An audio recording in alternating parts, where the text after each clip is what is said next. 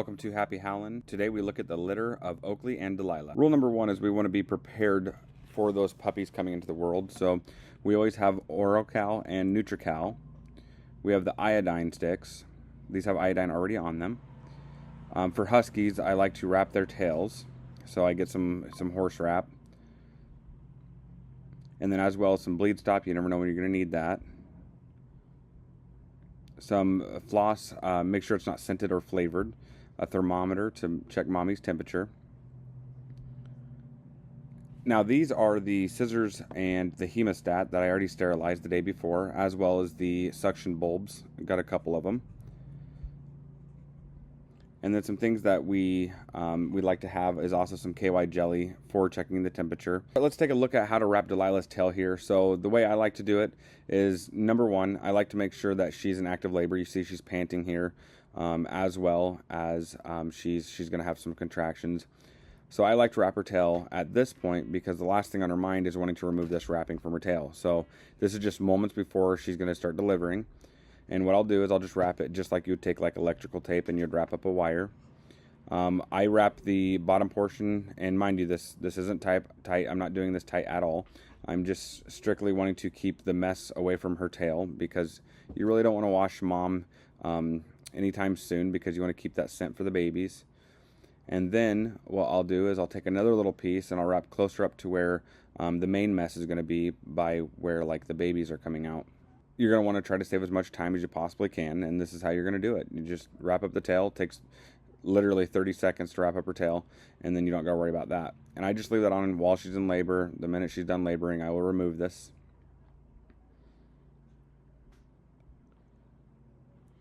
And that's how you do a tail wrap. Alright, when I was talking to you guys about the Nutri-Cal and the Oral-Cal, so the Oral-Cal, the instructions say to give a certain amount before she starts laboring. I don't do it until after the first baby comes, but I do give Nutri-Cal. So that's this brown, it's I assume very sugary. I've never tasted it myself, but they love it. But that helps energy levels, so that's going to keep her energy up throughout the laboring process. And I'm going to give this quite a few times throughout. So when we're looking at doing this, it's just mainly paying attention to when she's in heavy labor, when she's pushing, when she's not pushing, so when she's contracting. And as we see here on the firstborn, so she's having contractions really close. So we're gonna see. Always make sure that you're telling your mama's good job. You're reassuring her that everything's all right, everything's good to go. There's no issues, no problems. And let the natural process kind of take. But here's the first baby.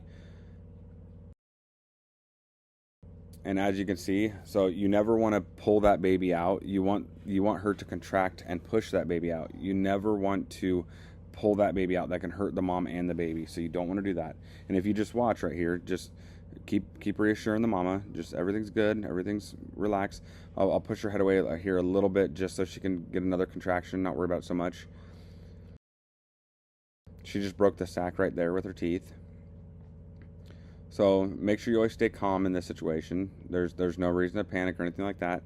What we're going to do is we're going to try to get that baby's bag. But see, the baby's still inside. The back feet are still inside right now. So she's going to have one more contraction and push the baby out the rest of the way here. There, I think the baby just came out all the way. So now I'm going to start trying to help her break the sac, or get the sac off the baby because she already broke it with her teeth. So I'm removing the sac right now. And you always want to have your bulb near, so you can start doing suction right away. You always want to have, I use like tea towels, and I just rub the baby pretty good. You're not going to hurt them. Okay, so here's the sac coming all the way off.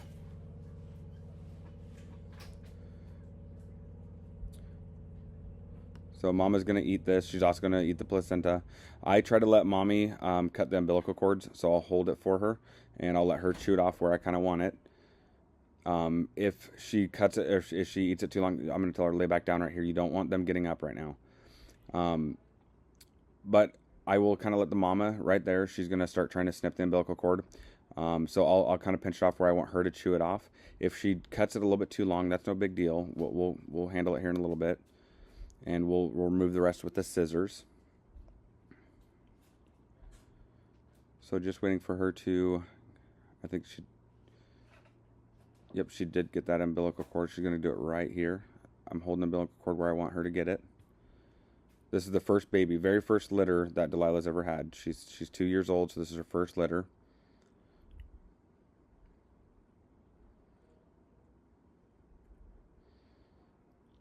Okay, and we got to start getting some suction on that baby. So I'm going to have my suction bulb near.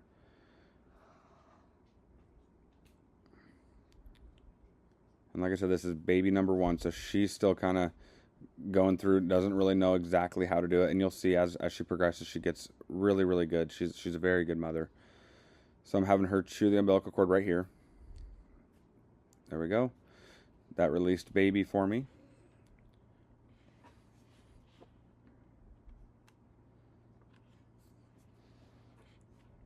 It's a little bit off screen. It's kind of hectic to film this, but I'm using the bulb to suction the baby out right now. So you want to go in their mouth. I like the ones that you get at like the hospital that you use for your children. I like to use those. You can get those off of Amazon. There's some that are way too hard. I don't like them at all. But these are really soft, pliable.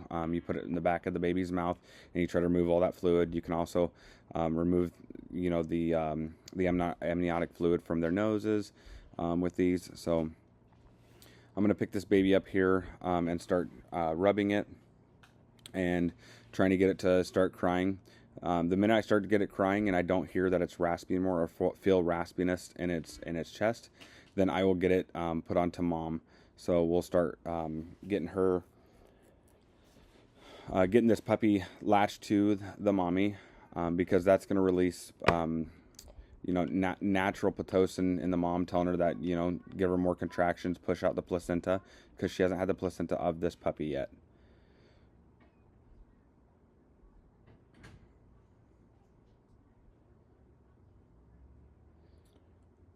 She's doing a very good job. She's gonna clean herself up. I think the placenta, it's a little off screen. I think the placenta comes out here, and it's okay for mom to eat those. She typically will.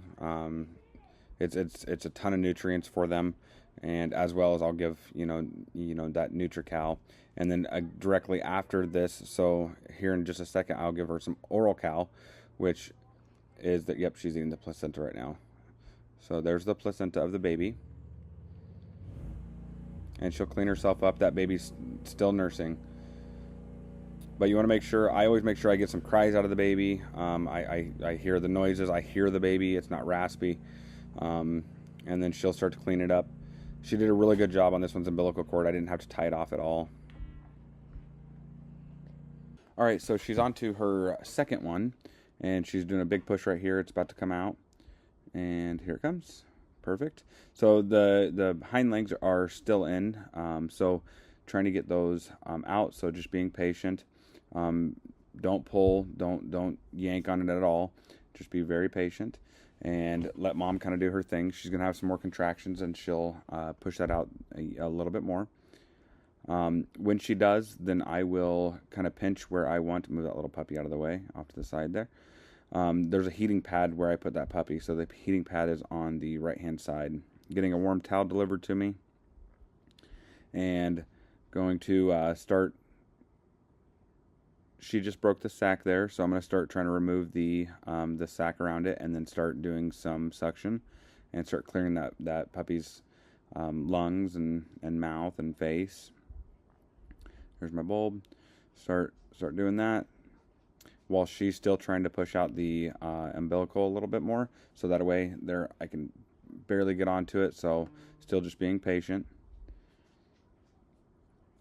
And then once she gets a little bit more, then I will pinch and have her bite where I want her to bite. Just considering this is her second pup, as she gets better at this, she'll know and know exactly where to bite and stuff like that. But it's just always important to just be patient with your moms. Got a warm towel, gonna air that out a little bit because it's pretty hot. Pick that baby up, start wiping it, start getting it crying.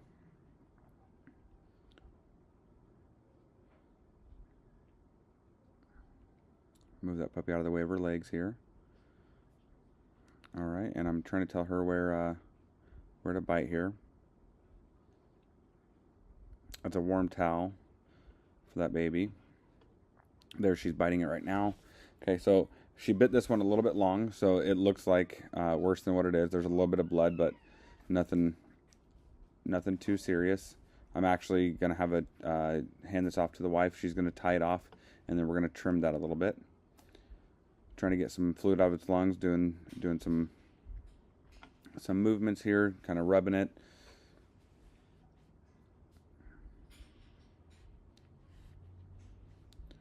There we go. So I'll hand that one off.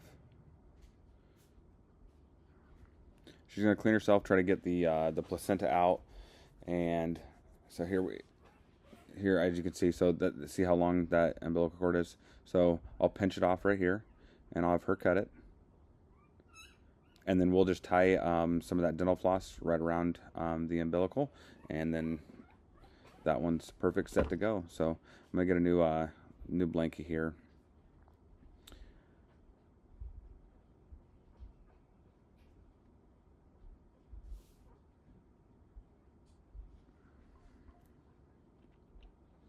There we go.